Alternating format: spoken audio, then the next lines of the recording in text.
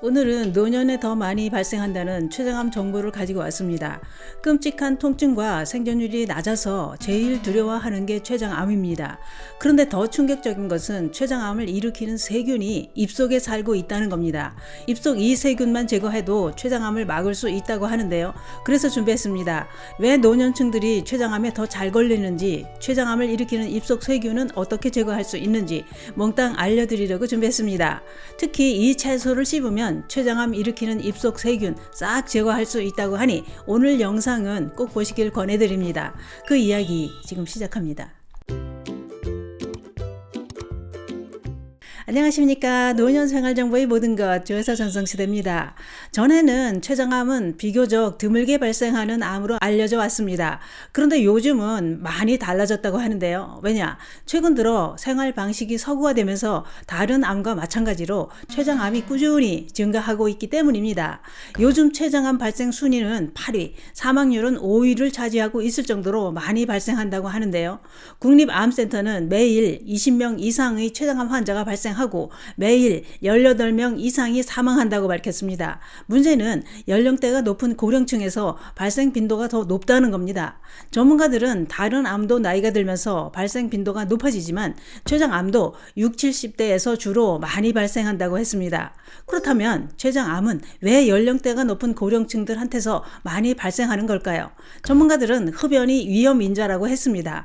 또한 당뇨를 오래 앓고 있거나 만성 췌장염, 고칼로리, 고지방 식습관도 위험인자라고 했습니다. 이런 식습관으로 살이 찌면 위험도가 더 높아진다고 하는데요. 또 한 가지 췌장암을 일으키는 위험 요소는 누구나 다 있다고 했는데요. 그게 뭐냐? 그것은 바로 입속에 바글바글한 세균 때문이라는 겁니다. 전문가들은 취지염을 일으키는 특정 세균 보균자가 특정 세균이 없는 보균자에 비해 췌장암에 걸릴 위험도가 월등히 높다고 했습니다. 왜냐? 치주염과 관련 있는 특정 세균이 입속에 살고 있는 사람의 경우 췌장암에 걸릴 위험이 50% 이상 높아진다는 연구 결과가 나왔기 때문입니다. 미국 뉴욕대학 랑건 메디컬 센터와 로라 아이작 펄머터 암센터 연구팀은 이 같은 연구 결과를 발표했습니다. 또한 과학 전문지 유레칼러트 등에 따르면 췌장암 환자들이 잇몸 질환에 취약하다거나 이가 많이 빠져 있는 경우 구강 건강과 췌장암 간의 관계를 시사하는 연구들이 이미 기존에 있었다고 했습니다. 다시 말해 구강 질환과 췌장암 간의 직접적인 연관성이 있다라는 겁니다. 전문가들은 췌장암 환자 361명과 췌장암에 걸리지 않은 건강한 사람 371명의 입속 세균을 채취해 비교 분석해 봤다고 하는데요.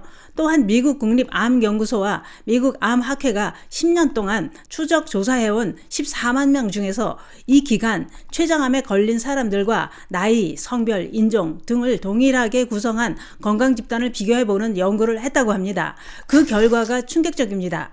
입속에 사는 미생물은 600에서 700여 종에 달하고 사람마다 서식하는 박테리아 종류와 구성이 다르더라는 겁니다. 뿐만 아니라 그중 췌장암과 큰 연관성이 있는 박테리아가 2종이나 있다고 밝혔습니다. 특히 피지 박테리아 보균자는 비보균자보다 평균 59%, AA 보균자는 50%나 췌장암에 걸릴 위험도가 높다고 했습니다. 이 두 세균이 치주염을 일으키는 세균이라는 겁니다. 그러면 입속 세균이 어떻게 췌장암을 일으킨다는 것일까요? 그것은 세균이 잇몸에 염증을 일으키는데 이때 세균은 혈관을 따라 온몸 구석구석으로 다 이동할 수 있고 췌장에 자리를 잡고 암을 만들게 된다는 겁니다. 그러면 췌장암이 진행되고 있을 때 어떤 증상이 나타날까요? 전문가들은 췌장암이 발생해 진행되면 대부분 복통과 체중 감소를 경험하게 된다고 했습니다. 복통은 흔히 윗배에 불편감을 호소하거나 식후에 더 심한 통증이 나타나기도 하고 눈 흰자위나 피부가 노랗게 되는 황달이 나타난다고 했습니다. 특히 황달은 췌장암이 췌장의 머리 부분에 발생하면 초기 때부터 황달 증상이 나타나는 경우도 있다고 했습니다. 체중 감소는 식욕 감소 때문에 발생하기도 하고 또는 소화 효소가 부족해지면서 소화를 못 시켜 살이 빠진다고 했는데요. 뿐만 아니라 지방을 분해시키지 못해 기름기가 많은 변을 보기도 한다는 겁니다.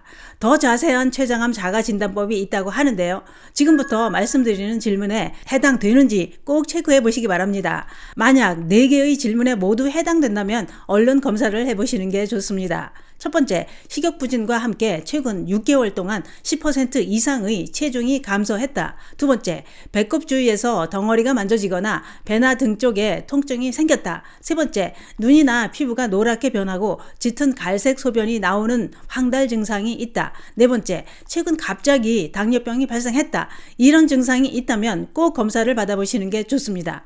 그러면 이렇게 무서운 췌장암을 막을 수 있는 방법은 없을까요? 있습니다. 우선 췌장암 위험 인자가 있다면 꼭 정기검진을 받아보시는 게 좋다고 하는데요. 췌장암 위험 인자는 가족 중 췌장암 환자가 있거나 또는 본인이 췌장염을 앓고 있거나 노년에 발생한 당뇨가 있다면 미리미리 관리를 하시면 얼마든지 막을 수 있습니다. 또한 지나친 음주와 흡연을 절제하는 것도 췌장암을 예방하는 방법이 됩니다. 또 한 가지 누구나 꼭 하셔야 할 것은 입속을 깨끗하게 관리하는 것입니다. 지금도 입속에는 췌장암을 일으키는 세균이 살고 있다는 것 꼭 기억하시고 이것들을 없애려는 노력을 해야 합니다. 그러면 췌장암을 일으키는 입속 세균, 이것들을 어떻게 제거할 수 있을까요? 그것은 바로 양파만 있으면 입속 세균 꼼짝 못합니다. 양파의 가장 대표적인 성분은 바로 매운맛을 내는 알리신 성분입니다. 전문가들은 양파의 알리신 성분은 살균과 항바이러스 효과가 뛰어난 채소라고 했는데요. 그러면 입속 세균은 어떻게 제거할 수 있을까요?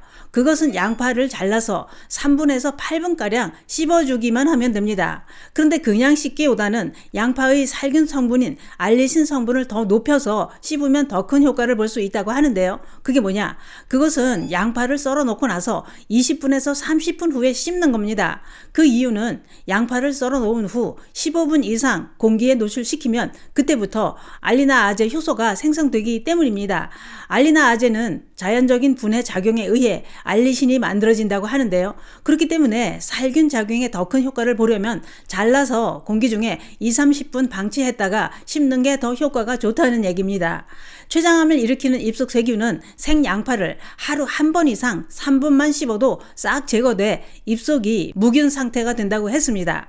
그냥 씹어 드셔도 되고 씹어서 뱉어버려도 됩니다. 이때 입에서 나는 양파 냄새는 어쩔 거냐? 이렇게 생각하시는 분들도 계실 텐데요. 양파를 3분 이상 씹고 나면 입에서 풍기는 양파 냄새는 이렇게 제거하시면 됩니다. 양파를 드시거나 씻고 나서 지독하게 풍기는 양파 냄새는 물 한 잔을 마시고 가글을 하면 싹 사라집니다. 또는 구강청결제로 가글을 하거나 껌을 씹는 방법도 양파 냄새 제거에 큰 도움이 됩니다.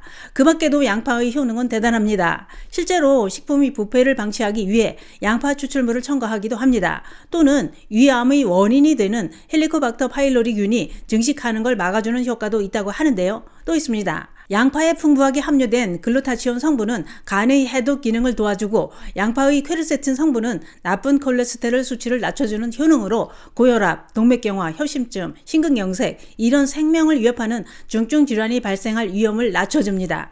이렇게 좋은 양파를 많이 드시고 입속 세균도 싹 제거해 보시기 바랍니다. 오늘은 그 무섭다는 췌장암을 일으키는 세균이 입속에 살고 있다는 정보와 함께 입속 세균을 없애는 방법까지 알아봤는데요. 지금 당장 양파를 잘라서 잘근잘근 씹어보시는 건 어떨까요? 양파를 3분 이상 씹으면 온갖 병 다 만드는 입속 세균 싹 제거할 수 있습니다. 감사합니다.